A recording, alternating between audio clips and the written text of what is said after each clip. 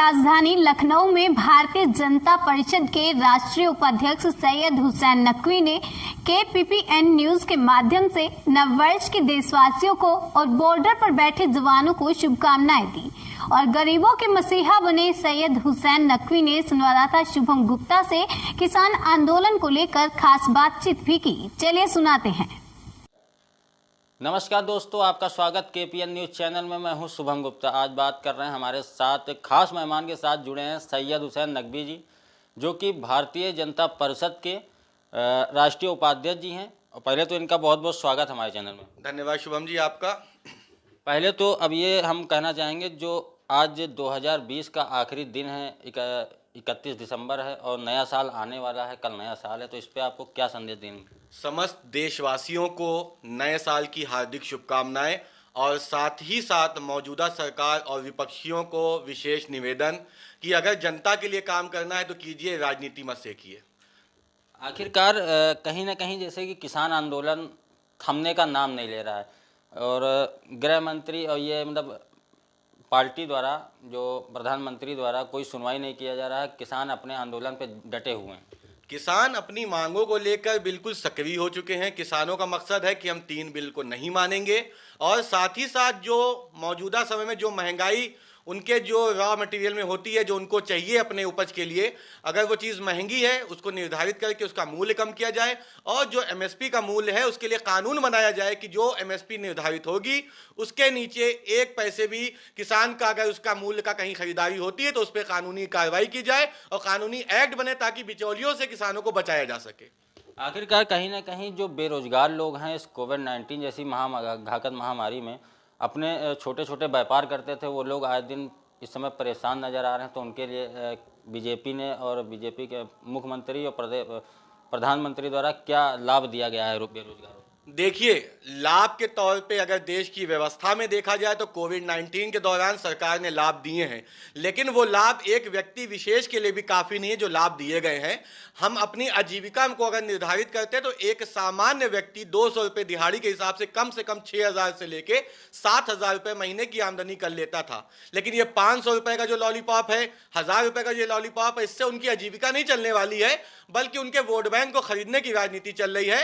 मैं स्वयं भारतीय जनता परिषद का राष्ट्रीय उपाध्यक्ष हूं अल्पसंख्यक मोर्चा का, और मैं शुभम जी आपके माध्यम से, आपके मीडिया चैनल के माध्यम से सरकार से पूछना चाहता हूं कि बहुसंख्यक का तो आप विनाश कर रहे हैं, साथ ही साथ आपने अल्पसंख्यक को तहस नहस कर दिया, हमारे देश के किसानों को तहस नहस कर दिया, हमारे देश के विद्यार्थियों को तहस नहस कर दिया। सारे सेशन 1 है, एजुकेशन लेवल डाउन है, फीस पे फीस परिवार दे रहा है लेकिन उनको शिक्षा का स्तर नहीं मिल रहा है। हमारे बेरोजगारों की जो चरम सीमा है, अगर हम उस पर अगर देखते हैं तो बेरोजगारी की इंतहा ये हो चुकी है, अगर एक ईंटा उठा के कहीं पे भी फेंकिए तो 2 बेरोजगार आपको मिल जाएंगे।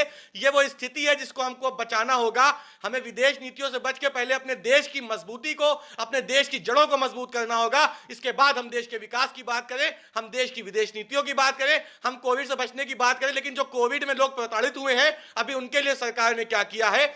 छोटे छोटे उद्योग जो करने वाले लोग थे, जो ठिलिया लगाते थे, जो छोटी छोटी दुकानों पे अपना व्यापार करते थे, आज उनके पास अपने घर में एक वक्त की रोटी खाने के लिए पैसे नहीं है। सरकार उस पर क्या करने वाली है? सरकार की उन पे क्या नीतियां हैं? सरकार मुझे जवाब दे। आखिरकार कहीं ना कहीं जैसे किसानों को 2-2 हज़ार रुपये प्रधानमंत्री द्वारा दिए गए हैं, तो क्या सही है? ये 2,000 रुपए देके हमारे किसानों को, हमारे देश के मजदूरों को भीख नहीं चाहिए। हम अपने हक की खाते हैं, हम अपनी मेहनत की खाते हैं। हमारे देश के मजदूर के बच्चे आज देश के जवान में हैं। हमारे देश के मजदूर के बच्चे आज हमारे देश की सेना और देश की सीमा की सुरक्षा कर रहे हैं। हमारे देश के किसान के बच्चे हमारे अंदरूनी मामलों में दखल देके देश की व्यवस्थाओं को सुधारित कर रहे हैं। तो ऐसी स्थिति में हम 2,000 रुपए का जो ये लॉलीपॉप दे रहे हैं, 1,000 रुपए, 500 रुपए के ये लॉलीपॉप से देश नहीं चलेगा।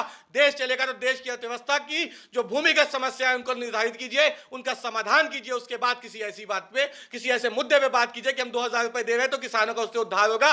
किसानों को उद्धार नहीं, किसानों को आप निकम्मा बनाने की कोशिश कर रहे हैं ताकि आने वाले समय में जब आपको वोट बैंक की जरूरत हो तो किसानों का इस्तेमाल करके ये 2,000 रुपए का जो आपने इनको दे रखा है लोन, इस लोन को दिखा के कि अगर ऐसी स्थिति आती, सरकार बदलेगी तो ये 2,000 रुपए की वापसी करनी होगी। वोट को खरीदने का काम कर रही है मौजूदा सरकार।